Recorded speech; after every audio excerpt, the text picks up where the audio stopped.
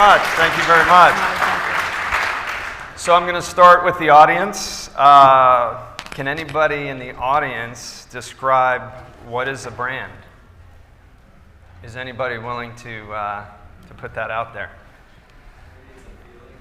It's a feeling. I'd say that's part of it. I'd say it's a reputation. It's a reputation, and I think that's a big part of it. I like to say that a brand is what people say about you once you leave the room. So it could be you or your business. That's what a brand is. It relates very much to your reputation. So today we have an incredible group of panelists with insights on how to make your brand buzz worthy and your brand a world beater. So I'm Todd Friedman. I'm the Director of Strategic Partnerships for DAG, and I have a long history of being in the branding business. I'm going to start this off by introducing our panel, and then I'll ask them some questions. And after that, I'll open up to the audience, because I know everybody's probably excited to ask some questions. So I'm going to start with Duree Ross. Duree inspires and elevates the practice of public relations and marketing at the helm of her agency, Duree & Company, which I know very well. She founded it in 1999 with offices in Fort Lauderdale, Florida, and Aspen, Colorado. She's a natural leader and the vanguard of the PR and marketing realm, and she brings success to clients through creative, tactical, and bench-setting programs. Ross is an innovator in emerging industries, including cannabis, hemp, and psychedelics. Her growing list of clients in the space includes growers, multi-state operators, lawyers, labs, and companies spanning the entire cannabis supply chain. Next is Connie Woolsey. Woolsey, you got it. Okay. She's the Vice President of Retail Operations at Cresco Labs. It's one of the largest publicly traded, vertically integrated multi-state cannabis companies in the US. She went from store manager to Vice President of Retail Operations in just 3 years. As one of the original 8 hires on the Florida team, she was responsible for building the customer service and retail operations team, which has since expanded to over 700 team members in Illinois and Florida. With a passion for fostering inclusive work environments, Woolsey emphasizes the importance of empathy and leadership, believing that understanding and supporting employees leads to exceptional customer experiences. Her innovative approach has not only driven impressive growth within Cresco Labs, but has also positioned the company as a leader in retail excellence within the cannabis industry. Next, Thomas Grebenstein is a seasoned executive with extensive experience in the cannabis industry and commercial operations. He currently serves as the market leader for Ease in Florida, where he oversees the seed-to-sale operations of Green Dragon's 38 cannabis dispensaries throughout the state. Since joining Ease in October 2023, Thomas has been pivotal in enhancing operational efficiencies and driving growth in Florida's competitive cannabis market. Before his role at Ease, Thomas was the Chief Executive Officer at Ola Verde, an international holding company with cannabis assets in the US, UK, and EU.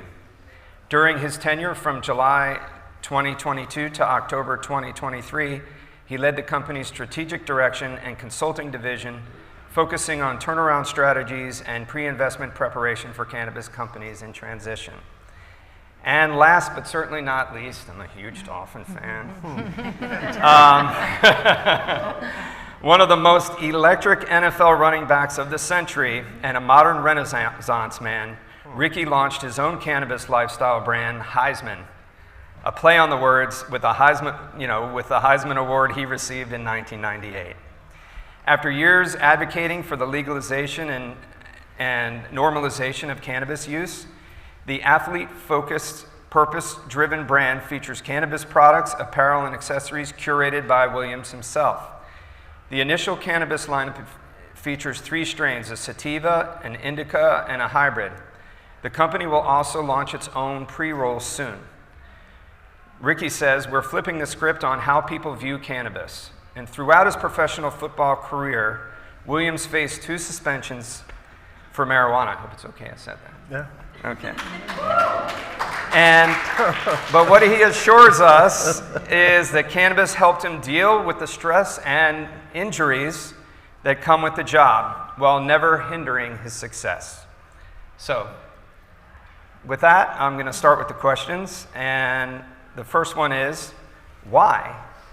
Why is it important for cannabis companies to focus on their branding, marketing, or PR? I'll start with Duree. Well, good afternoon.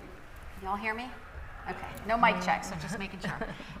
So listen, at the end of the day, or at the beginning of the day, right, branding, marketing, PR, it's the opportunity to tell your story, whatever that story is. And so obviously the way we tactically approach whether it's PR or branding or marketing can be a little bit different, but being able to tell your story. Obviously, you have a great story. Everybody here has a great story of how we're connected to the plant, but really being able to take that authenticity and being able to explain it to either the patient or the consumer, and really getting them vested and interested in your brand and feeling like they're a part of it is something that I think all brands look to do. Not all of them do it, but it's critically important that the authenticity of the brand comes through. Certainly you evolve over branding, marketing, PR over time, your brand evolves, but really making sure that you stay authentic, I think for me, especially in this industry, is really critical. So, staying authentic, I think that's a big part of a brand. This question's for Thomas. So Thomas is an operator who curates third-party brands, so a lot of people are selling their brands into Thomas's business. So Thomas, what key things are you looking for in a brand when you're making a purchasing decision? Well, the first thing is going to be foot traffic, okay? Especially in a vertically integrated environment like Florida, it doesn't matter to me if a brand that's coming to partner with us can win at the POS. I need them to win in the parking lot. Once they're in our stores in a vertically integrated environment, they're going to buy something from us. So we want a brand that's going to drive people to that store, not that's going to sell them once they're in that store. I think also then, that being the case, those folks who are trying to sign up into a real house of brands environment are actually doing a disservice to those brands that they're partnering with, because if they're assisting an LP by winning in the parking lot, then that means they can cannibalize from each other at the POS. So an LP really needs to focus on creating a symbiotic relationship of brands that cater to different segments of their addressable population. And I think finally, the other big thing is, how does a brand integrate with what automation we do have available to us? And that could be a really, really terrible thing for a brand. And I myself have been a brand going into other markets, and we didn't pay attention to the manufacturability of product, which means if a LP can't manufacture your product easily in the same manufacturing stream as their own in-house brands, you fall to the bottom of their manufacturing stack. If you're at the bottom of the manufacturing stack, you're not on the shelf. If you're not on the shelf, you're not getting royalties. So it could be something as simple as a brand that says, hey, we're really dedicated to having a 0.35 gram pre-roll. Well, my pre-roller is not set up to do that. So guess what? If I've got to retool my pre-roller to make sure that I can run your pre-rolls, you might get them manufactured once a month. So I think that's another thing that brands really need to pay attention to in looking at LP is how do you integrate with those manufacturing processes, with those packaging processes, and make yourself as light a lift as possible from the manufacturing side with as much draw from the commercial side. Yeah, I think that's a really important point, because we think of brands as like, the look and the feel, and then it comes all the way down to how the operation works. That's important to everybody. So that also gives you a good reputation when you're smart about how you think your operation all the way through. So for Ricky, with the ever-changing nature of the cannabis industry, how do you continue to navigate and evolve your brand over time? Well, two things come to mind. My partner Matt comes from a tech background, and so the first thing is you ask. You ask people what they're looking for and what they want. That's easy enough. Two, I've been wrestling with this idea of a cannabis brand. It's obviously there's cannabis brands, but I think of growing up, Nike. I was a huge fan of Nike, and I felt like when I put on my Bo Jacksons, I ran a little bit faster. And so when I think of a brand, that's what jumps out. That's what jumps out to me. And it'd be hard to find someone to say they're not on board with an active lifestyle, right? So it's easy for Nike to get buy-in. Cannabis is a little bit different, because I think the history of cannabis is it was illegal. You're a criminal. You were gonna. Right? We just saw, right? There's a lot of people still in prison. So how do you create an authentic brand, right? That does more than preach to the choir, So evolving and growing over time, I think when we entered this, I'm an advocate and I have a story, and the one thing that I have a lot of is authenticity, but experience building a brand, not much. So when we entered, we thought of it more, we're building a movement, because it's so early, right? And I'm one of the few people that can take this angle, because I did win the Highsman Trophy, right? I was an NFL All-Pro, and I failed multiple drug tests, So this ability to, and our tagline is spark greatness. This idea of trying to shift the narrative, and if we're successful in doing that, then I think we can really start to build a brand. And so most of the work that I'm doing is earned media, Is it just telling a story, trying to get some momentum behind a movement? Because I've always been kind of radical, Again, I failed a couple of drug tests, and even coming into this market, I can't help but look at things differently, thinking about the future. And I can say confidently that I would not have won the Highsman Trophy if it was not for cannabis. So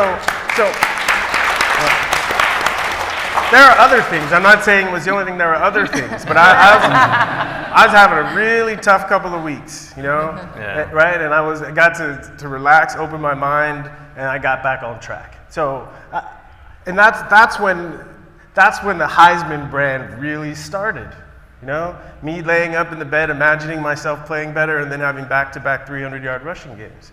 So in my mind, that's what I'm moving towards. That's what I'm trying to get people to jump on board. But a lot of people are still fighting for it. It's not bad. Where I'm trying to say this can facilitate good. Yes. Right? Yes. Yeah. Incredible. Okay, so this is for Connie. Being there since the beginning, from Three Boys Farm to Cresco, how can thought leadership help increase brand reputation? Thought leadership can significantly enhance your brand reputation, especially in a market as regulated and restrictive that we are in. You can establish authority with your brand by sharing expert ideas, innovative thoughts that attract, consumers to your brand, and you can position your brand as a leader in the marketplace when you do that. You also build relationships because you will attract and connect to your target audience that you're going after. And you can build a lot of loyalty and community in that way.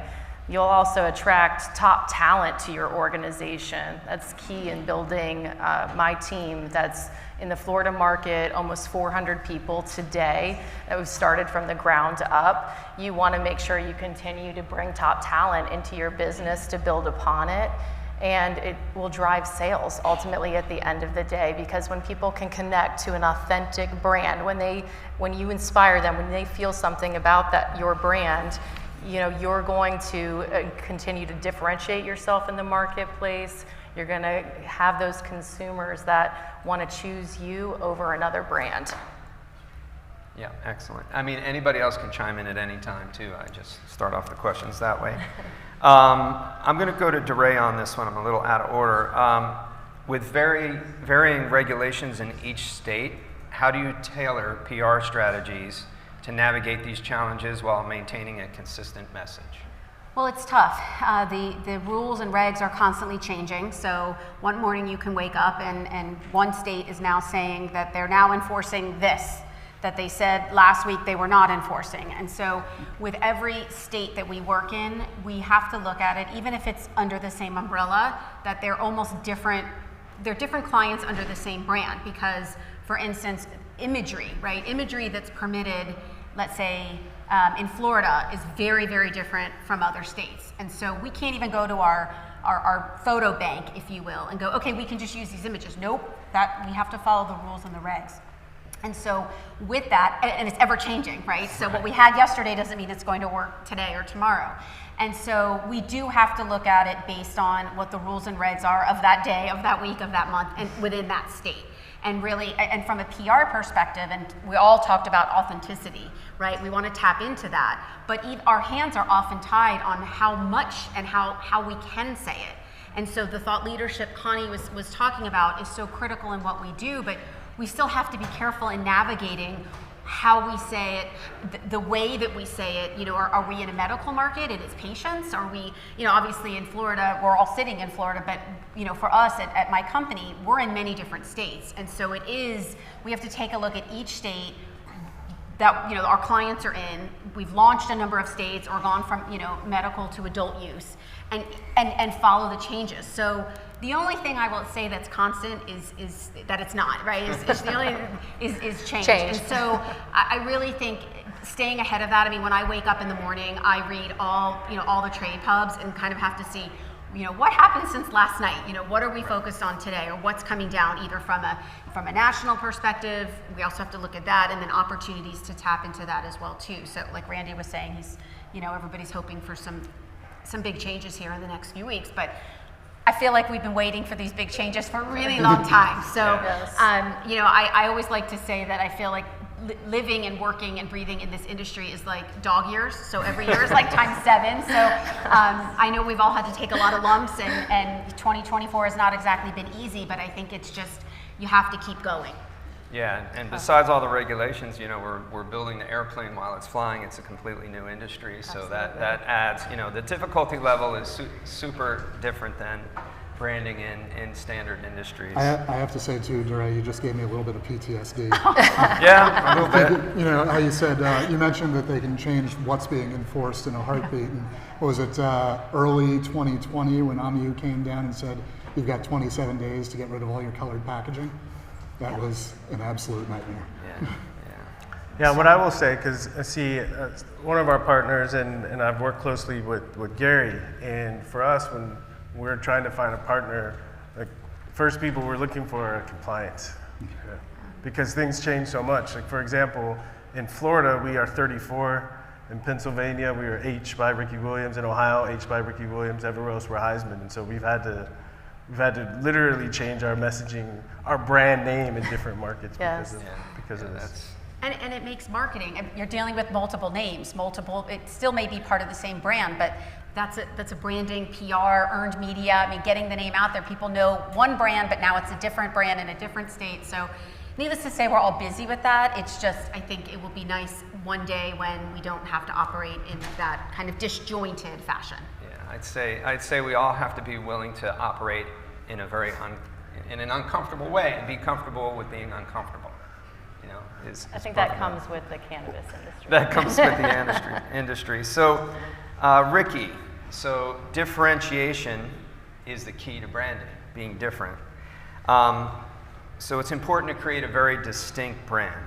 And what do you want people to think about your brand specifically, and how do you execute on that specific, like what do you want in their heads? Yeah, so a positive association. This one specifically, cannabis and greatness. Trying to create that association. And there's a lot of work, because we're pushing up against a lot of the opposite. And when I was a football player, you know, in a room like this, kind of all the players would be here, head coach would be right here, and he would say the same thing over and over and over again every day, to the point where when you see this, right, when you're watching the players get interviewed and all the players on the team are saying the same thing. Why? Because they heard the coach say it over and over again. So I'm an advocate, I'm a preacher. So and also the other thing is, to me as a brand, it's got to resonate from the inside out. And so really taking the principles that I believe in and making sure that our team gets it. And so when people interact with anyone on our team, that they're getting an experience of reputation and experience of the brand.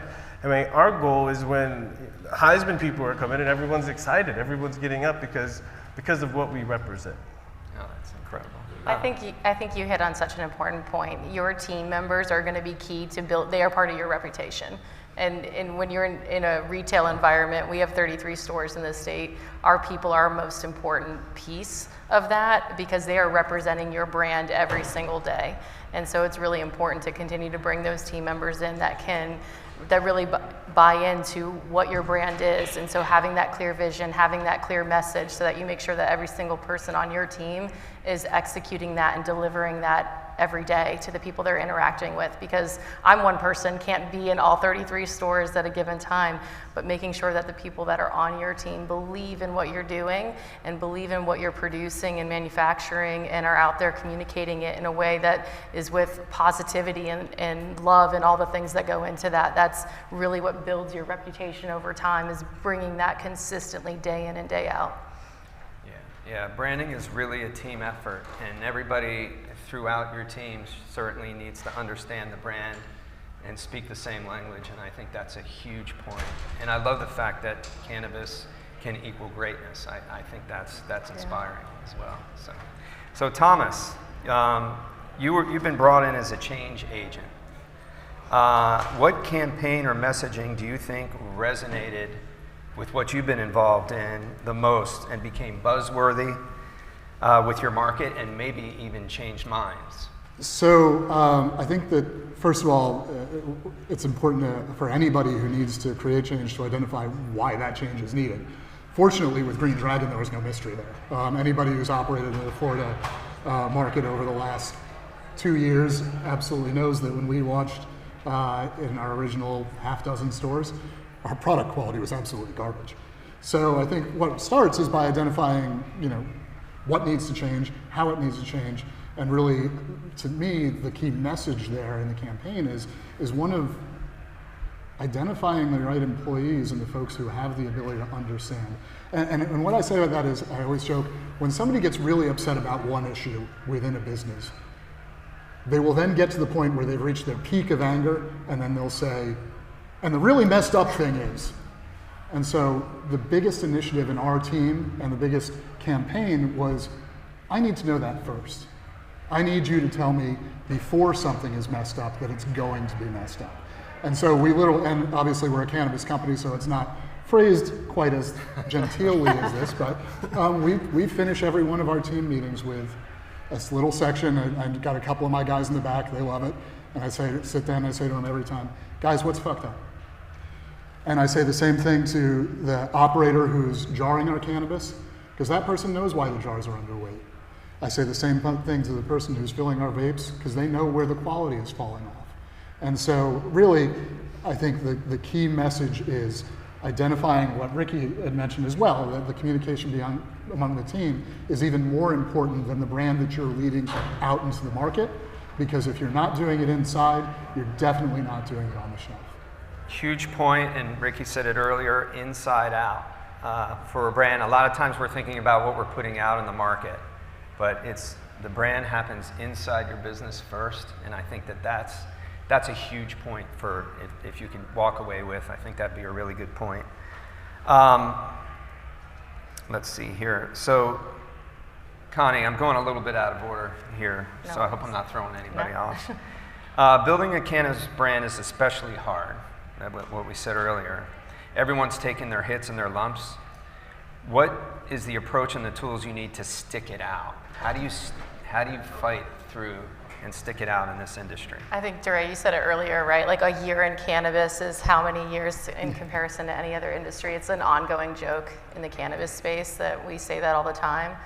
I'm about to be 6 years into the Florida market, and I can say I feel every bit of that in my day. But I would say I've gotten better over the years, and I think what I've learned the most is that you have to take care of yourself first, right? So you have to really prioritize. We were talking a little bit about this earlier. You have to prioritize your self-care, your personal development.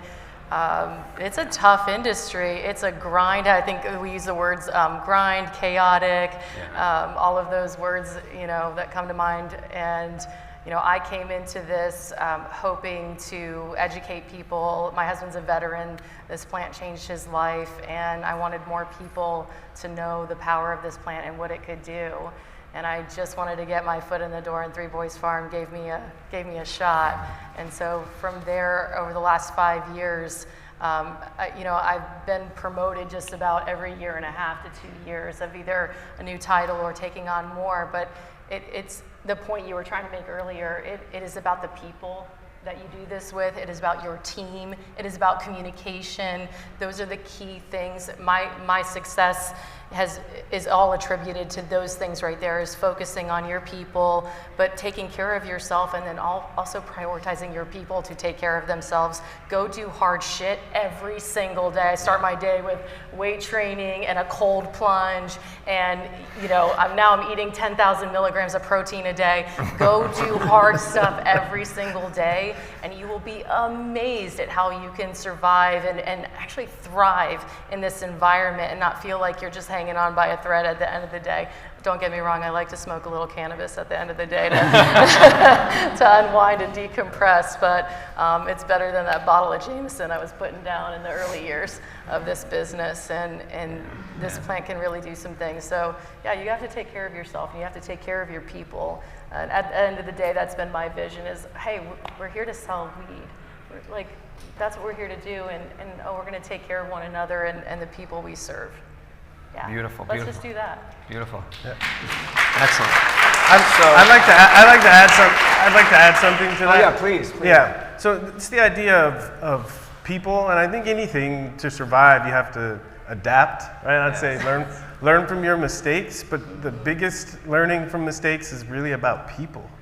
I find as a brand, we depend on our partners, and it's everything. How we communicate with our partners, that our partners take ownership of the brand, all of those things. And so what we've learned, and I think what's allowed us to stick around, is we've learned from our mistakes, specifically around the people we work with and the people we deal with. Beautiful. I love that, and I think it also extends competition, right? I mean, especially in a market with such a narrow market like Florida, our fights are not with our competitors, they're not with our partners, they're against the regulatory schema, right? So we need to hold every hand we can with everybody who will listen to us. Yeah. Yeah, and something else I would add, I mean, we're an agency that works with other companies like you all, and for us, we're really lucky that we help to work with the client to help them craft what that story is if they don't have it, or it kind of being able to it's like pressure on a diamond, right? Polish the diamond and be able to explain what it is, but it's authentic. And for us, we are an extension of our clients. So we have to really, as hokey as it sounds, we really like our clients. And we have to be on the same wavelength, and we have to understand how each other works because of the craziness that's out there. So I feel like the best way to prepare for the craziness is to be very prepared with your key marketing messages, with your launch, when you're launching a new product, and really be on the same wavelength and make sure that we're all on the same page with what are our goals, what are we looking to do here, what does a win look like, because the definition of that could be different, right? And so we want to make sure that we're playing the game by the same rules, right? And so for us, we really look to make sure the clients that we get to work with let us do our job, and we work together, because sometimes it just doesn't happen. And we are stronger together given the OMU, given, the regulatory agencies that we all have to deal with. So I do think that, taking care of yourself, your team, and also for us, working with our clients, and we are an extension of them. And so we really, it's nights, it's weekends, it's all that stuff. And if you don't like it, and you don't believe in it, then this is the wrong industry for you. Yeah. Couldn't agree more. Being thoroughly thought through in every part and sharing that information, I guess you can't overshare. You got to keep sharing that information. I'd like to open it up to the audience here with questions. I think we covered a good amount of subjects, but I think it'd be really great if we could hear from you if you have any specific questions. I have more, but I think it's my timing's off since that last thing. So please, anybody that has a question, let's open it up. Question for Rick. Rick, how are you doing with the e-commerce here in Florida? The regulations and everything. Still doing something here? Are you talking about with hemp? Yes. we're not going direct to consumer yet. Not yet, no, not yet. Eventually? Eventually, yeah, that's the plan. Yeah, that's the plan. Okay. Yeah. So, here you go. Connie, what was some of your biggest challenges growing from such a small company to 700? What was just one thing that sticks out like this sort of wow, I can't believe that happened? Yeah.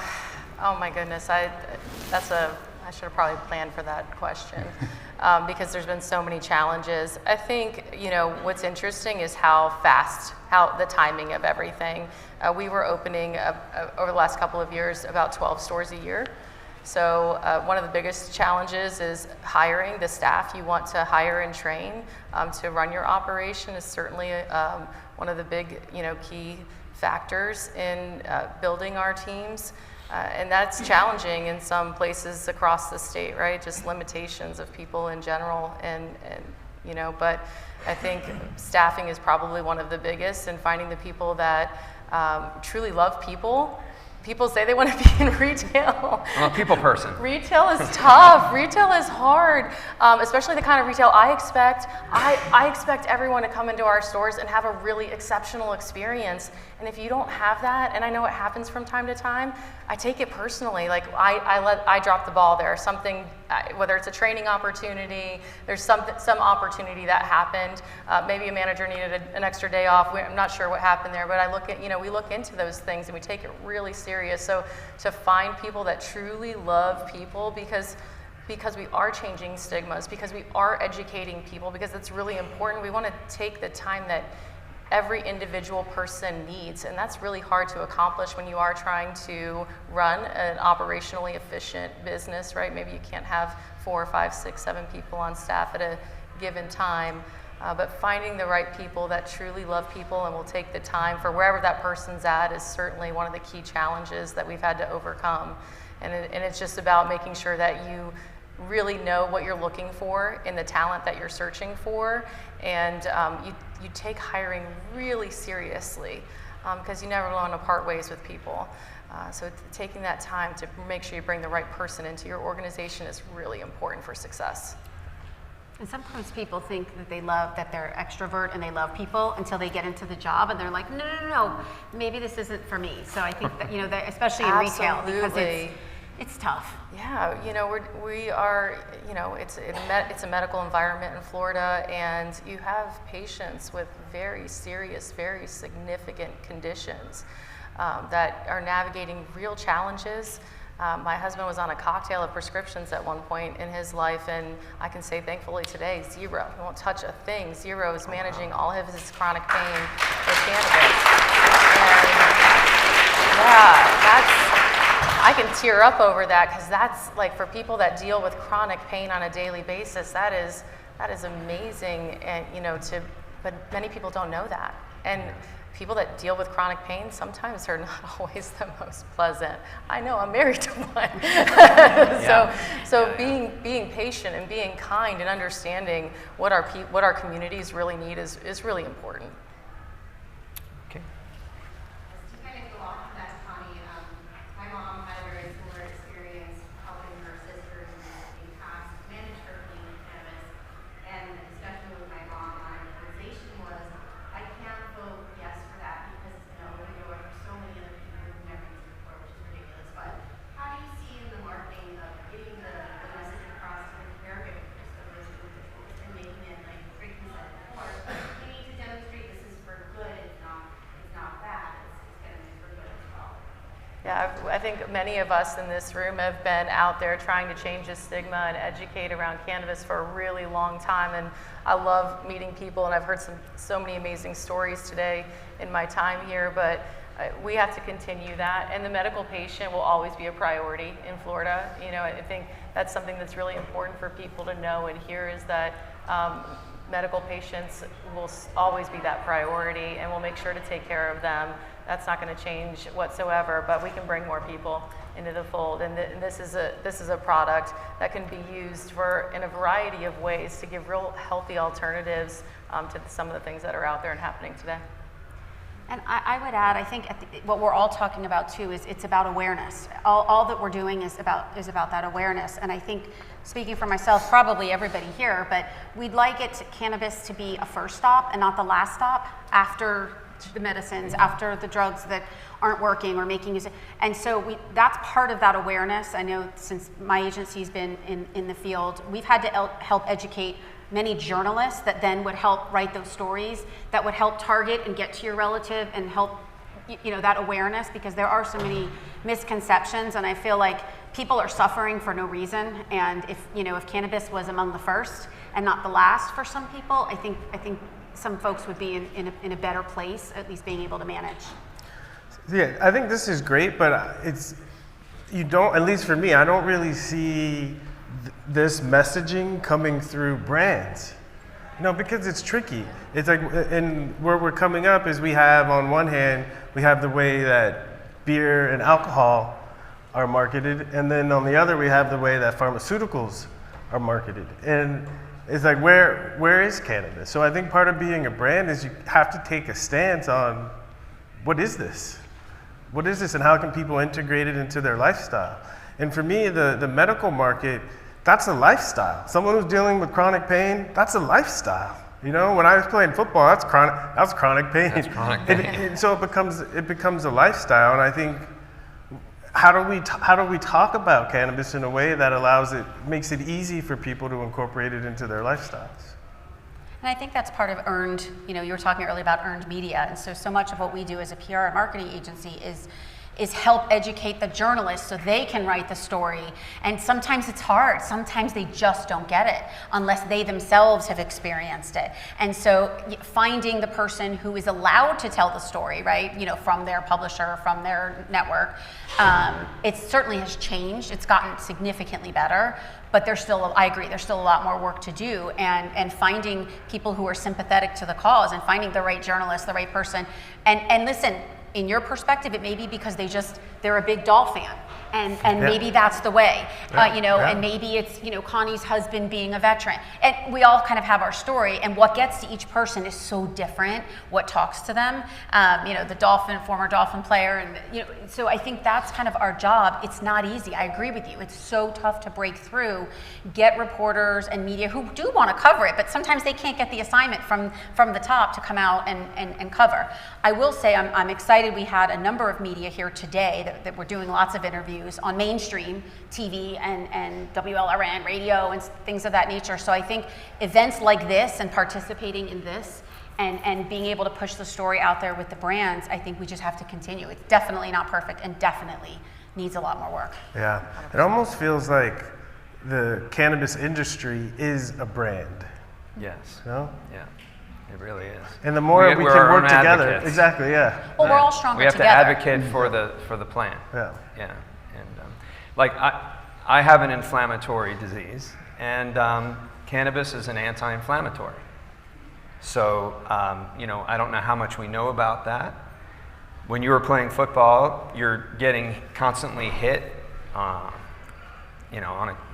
getting hurt. You're getting hit. You're inflamed. And somehow you figured out that it's helping you. But how out there, I wonder, is that message? Like, is that out there enough? Do people really understand that? And that's the brand of cannabis itself as a commodity, as a commodity.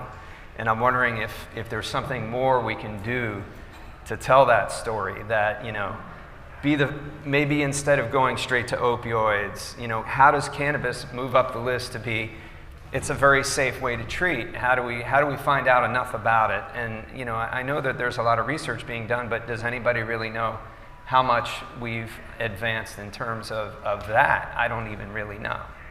Does anybody know here? I don't really know. Yes? Hi, my name is Hopi, and my company is called Deeply, and we are naturally intimate, and I had to speak up almost as a testimonial to this conversation right here. So I don't smoke weed anymore. That's a past life for me. But coming into menopause, I put THC and CBD in my vagina. And I'm like, just want to say that, because I see a lot of women. I do too, girl. There.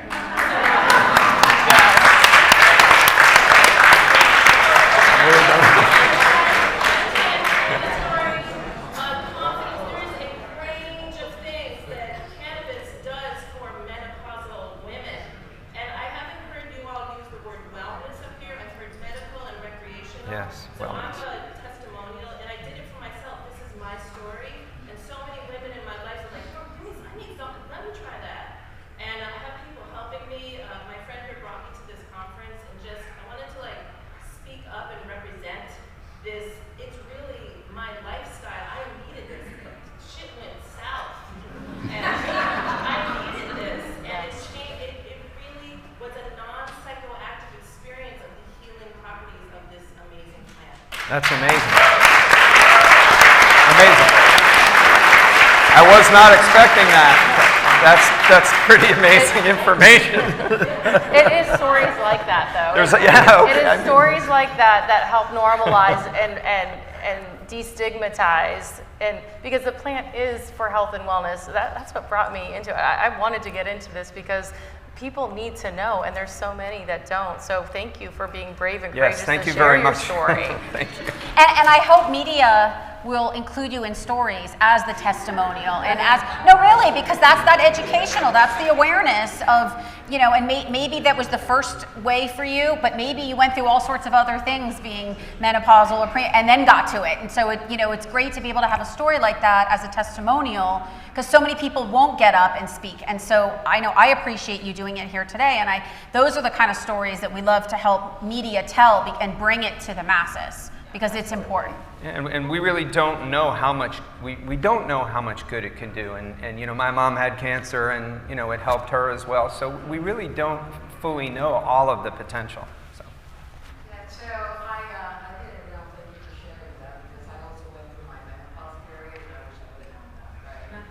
So, but from a wellness standpoint, it has helped me and my oldest son. My oldest son was in a bad car accident. We almost lost him. He was 19. He's 27 now. We didn't know he was going to walk or not, right? And after he came out of 4 months of intensive therapy, he was suicidal. He actually had PTSD and everything, and honestly, this was devastating. To the point that now he wants to open up a non-profit organization of those who were not as fortunate as he was to go on and everything. So he wants to go around and advocate for my health. And in my case, I'm helping him advocate because, little did I know that I was actually born with depression and PTSD, life happens and all of that. But, I just turned 50 this year, which I'm very proud of actually making it, because it only happened, recently that I started smoking as well. I have my medical marijuana card. But it's been 2 years since I wake up in the morning and I said, man, and I missed a fucking years, all of these years with my friends, right? Trying to commit suicide, and suicide or not, with a smile on my face every morning. So I just wanted to. So all of this is part of of the brand. I mean, all of this is part of what's driving this whole thing, and all of this information. I'd like to keep it really brand focused, but these are all really important facts about the brand. So go ahead. Yeah, I think we're understanding a divergence in brands, where there's wellness brands, medical brands, and then there's recreational brands. And I think that message is confusing to consumers in the industry. So I'm not sure if anybody on the panel has any thoughts about this. Because California went recreational, a lot of the medical patients kind of got shifted aside. And I personally believe it is a medical plan. I'd like to see this message come through more, but how do we think about branding the medical side with the recreational side coming into play? Yeah, so I can speak to that, having previously managed a very, very medical brand in Tikkun where we actually did double-blind, placebo-controlled studies for individual specific symptom relief. And I can tell you that, well, it was a wonderful bit of work, and it was wonderful to be able to walk up to, for example, a woman with endometriosis who is in pain constantly and say, this strain in this dosage will take care of that pain for you. That commercialization went nowhere. So then you have to make the transition and say, okay, to be a wellness brand, you need to have both elements of, yes, there is that education behind it, but there is also other use for that same, that same strain or that same product that is more permissive. And that allows people to see past the barrier of entry of their own stigma and say, okay, there's a reason that I can take this, but then I can also enjoy taking it. And that's where a wellness brand, to me, really lies. I have not spent a hell of a lot of time working on the strictly recreational side, so I don't think I could speak to that as much, but I think the real delineation there is wellness brands say, this is to make you feel good about you and to help with some of your symptoms and things of that nature, whereas truly medical brands do the research to say there's a specific symptom that we're trying to solve for with this product in this strain at that concentration. It's very difficult to do because you're talking about two very different demographic groups. You're looking for somebody who really needs to understand that science or somebody who really needs to feel better. And the intersection of that Venn diagram is a lot narrower than the independent circles. Yeah, that's why I think cannabis is such an interesting brand in itself, because you do have, you know, the real importance of wellness, and it's also something that we can all really enjoy. I don't know of many alcohol brands that would, you know, that can tout wellness as well and curing problems. So now you have to really build two separate brands. In my mind, you have to build, the wellness brand, and you have to build the recreational brand. It seems like two very separate things. I think we have time for one more. Okay, hi everybody. Since 2015, my name is Dr. Nancy Powers. Since 2015, I have been boots on the ground educating voters to pass legislation with education. I work with Bobby Tuna, who would be happy to be here today, I'm sure he is. And I work with Norval, Curalead, and basically I attend all different seminars and I coach people and I help people.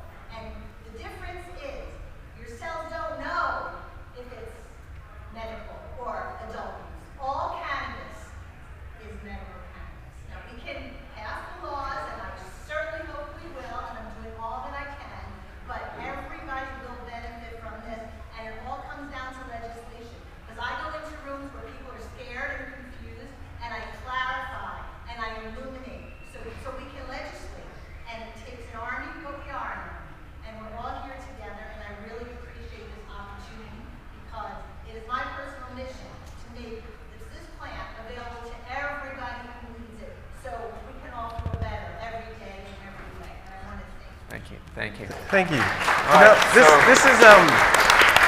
right, Ricky? I think this panel is a good example of why branding in this space is so difficult. Yeah, exactly. You know, we can't even talk about it. we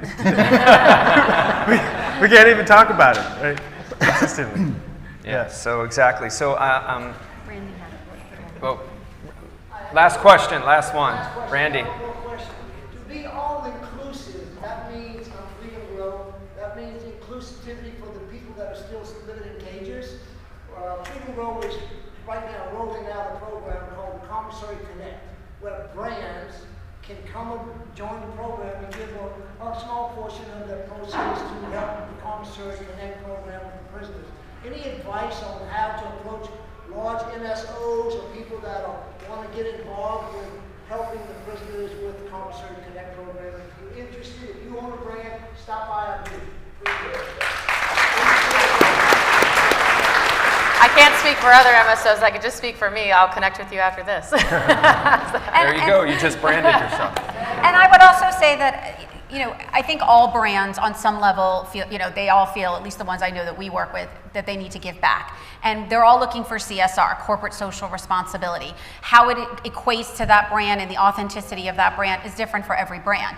But I think going up that route from the CSR and kind of how can we work with you, just like what you did with Connie, I think is a great thing, and I think it can be done.